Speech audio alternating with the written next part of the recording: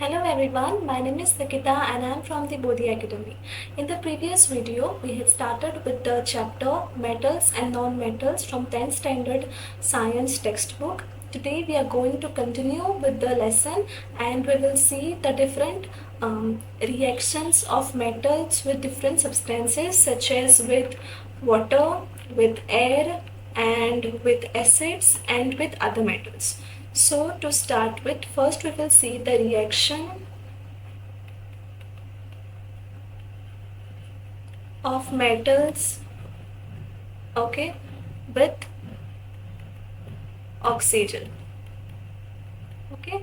Now in the last video I had just introduced that the metals react with oxygen to produce a metal oxide.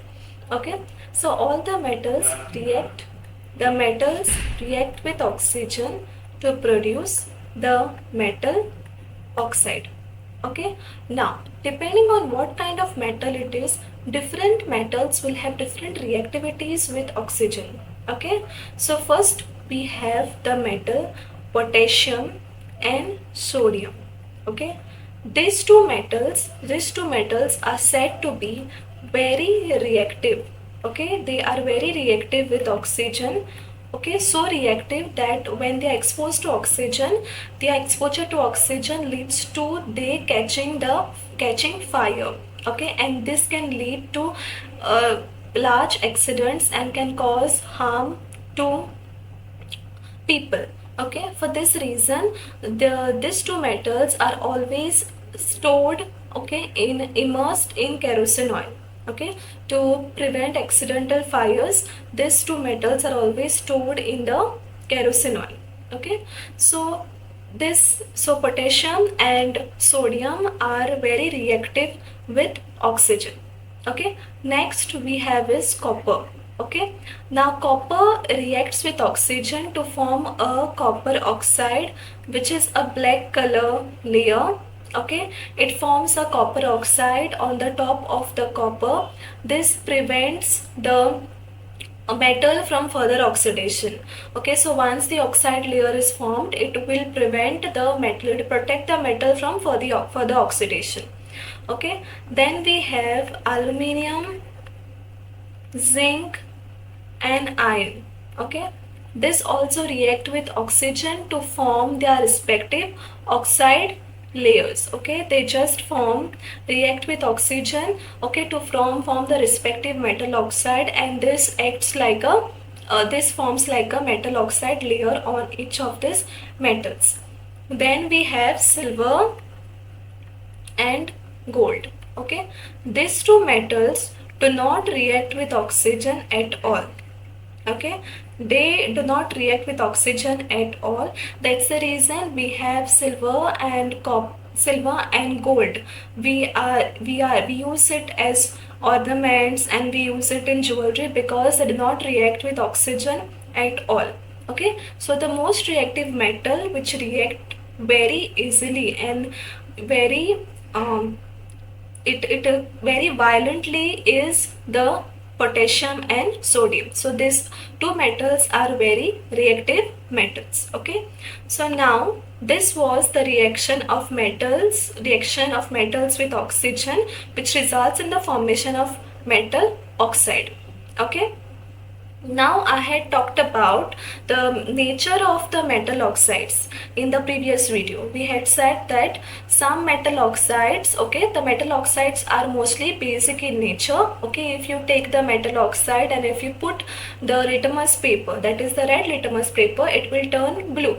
Okay, now there are some examples of metal oxides, especially the metal oxide of aluminium. Okay, the metal oxide of aluminium reacts with oxygen, okay, to form aluminium oxide. Okay, aluminium first of all reacts with oxygen to form aluminium oxide. Now this oxide reacts with a base and an acid, okay, to produce salt and water.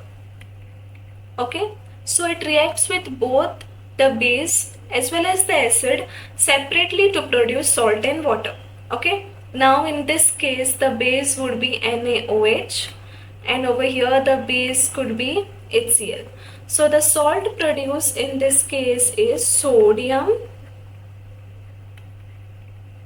aluminate, okay, and the salt produced in this case is AlCl3, okay. Now aluminum chloride. So the salt produced in both the cases is different.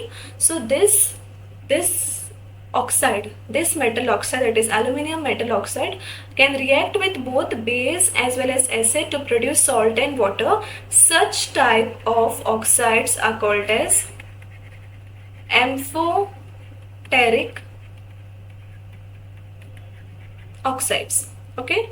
So aluminum oxide and zinc oxide, both these are the examples of amphoteric oxides which can react with both the base and the acid to produce salt and water, okay. So here we had the reaction with oxygen. Now next, okay, next is the reaction with water, okay, how the metal reacts with water. So first of all, the metal reacts with water to produce a metal oxide and hydrogen gas, okay, hydrogen gas is evolved. Now further, okay, further again the metal oxide, this metal oxide reacts with water, okay, to produce something called as metal hydroxide, okay, metal hydroxide. So basically we can say that metals react with water to produce their respective metal hydroxides, okay.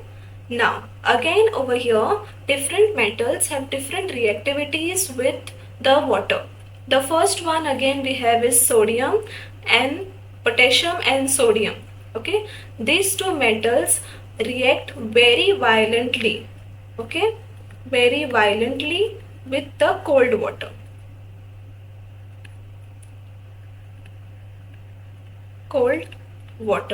okay.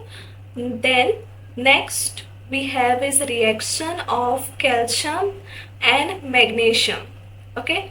Now these two metals, okay, these two metals react very less violently with water, okay. Less violently means the distinguishing characteristic over here is they react very less violently, and the hydrogen gas, okay, hydrogen gas is produced during their reaction.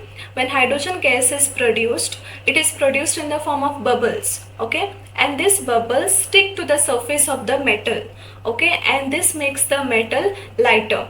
That's the reason this both calcium and magnesium tends to float on the water, okay. So calcium and magnesium reacts very less violently with water, okay, and they produce hydrogen gas. This hydrogen gas are produced in the form of bubbles. These bubbles attach to the surface of the metal, which makes the metal very light, and that's the reason these metals float on the water. This is how calcium and magnesium react with water. They react very less violently, okay. Then next we have is aluminium, zinc and copper. These metals do not react with water, but they react with steam, okay. They react with steam and they will produce their respective metal hydroxides, okay. So over here we saw that the metals react with water to produce their respective metal hydroxides, and different metals have different reactivities with the water, okay.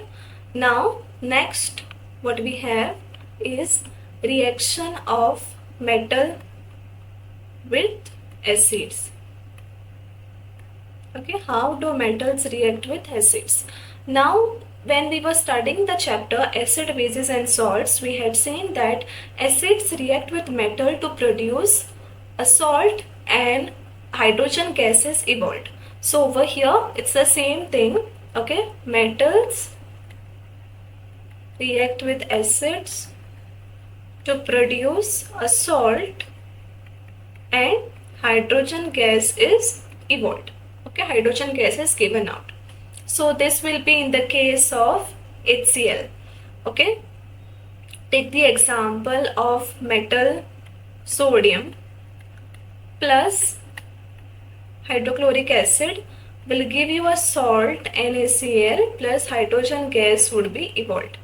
Okay, now interesting fact over here is when a metal reacts with nitric acid is HNO3. Okay, when metal reacts with nitric acid, no hydrogen gas is evolved. Okay, no hydrogen gas is evolved. The main reason over here is that nitric acid is a strong oxidizing agent. Okay, strong oxidizing agent. So what it does, when it reacts with a metal, for example Na, okay, it reacts with this metal and whatever hydrogen is produced, okay, whatever hydrogen is produced, this nitric acid being a strong oxidizing agent, it will oxidize this hydrogen to water. Okay, and itself it gets reduced to one of the nitrogen oxide. Okay, either it is NO, N2O or NO2. Okay, so when a metal reacts with nitric acid, no hydrogen gas is evolved because nitric acid is a strong oxidizing agent. It will oxidize the hydrogen formed to water and itself get reduced to any of the nitrogen oxides. Okay, so now the last reaction is the reaction of metals with salts of other metals. Okay, so over here we take an example of a solution. Okay, that is this is a test tube and in this we have copper sulfate solution which is blue color. Okay, and in this we place an iron nail. Okay, so this is iron metal. So over here we have two, that is iron plus we have the solution of copper sulfate. Okay, now when this reaction is allowed to take place, what happens is that the copper, okay, it was observed that after the experiment it was observed that the copper which was present in the solution, okay, basically the observation was that the iron nail got a coating, okay, it got a coating of a brown color. Okay, it got a coating of a brown color. It got a brown color coating. So what was this? When it was tested, it seemed that it was the coating of copper. Okay, it was a coating of copper. And it was also observed that after the reaction, this solution, okay, this blue colored copper sulfate solution, it was no longer blue but it changed to colorless.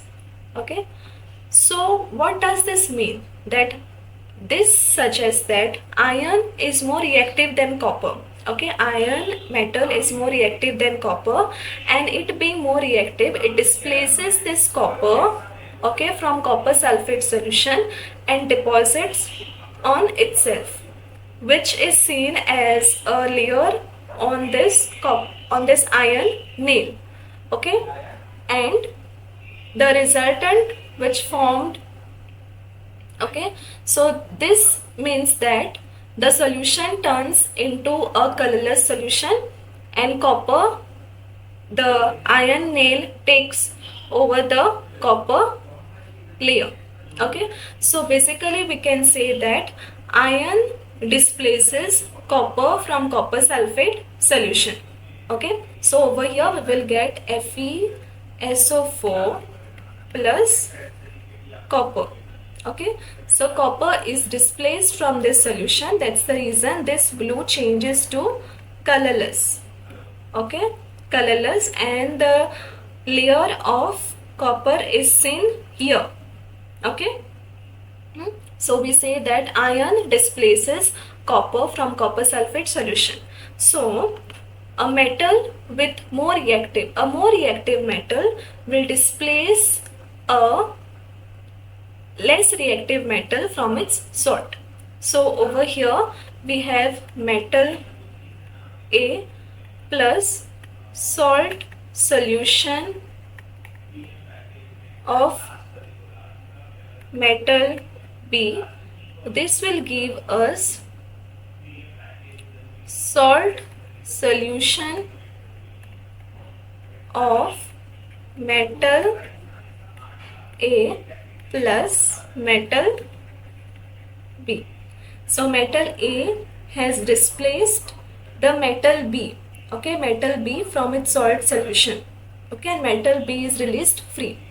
So how does the metals react with salts of other metals? If it is a more reactive metal, it will displace the metal from its salt and it will take its place. Okay, so here we saw four reactions, okay, four reactions, wherein the first the reaction of metals with oxygen, then with water, then with acids, and finally reactions of metals with salts of other metals. So in the here we end this video, and in the next video we will be studying more concepts of metals, okay, and how are they mined, okay, how are they mined. So thank you for watching my video. Please like, share and subscribe to our channel.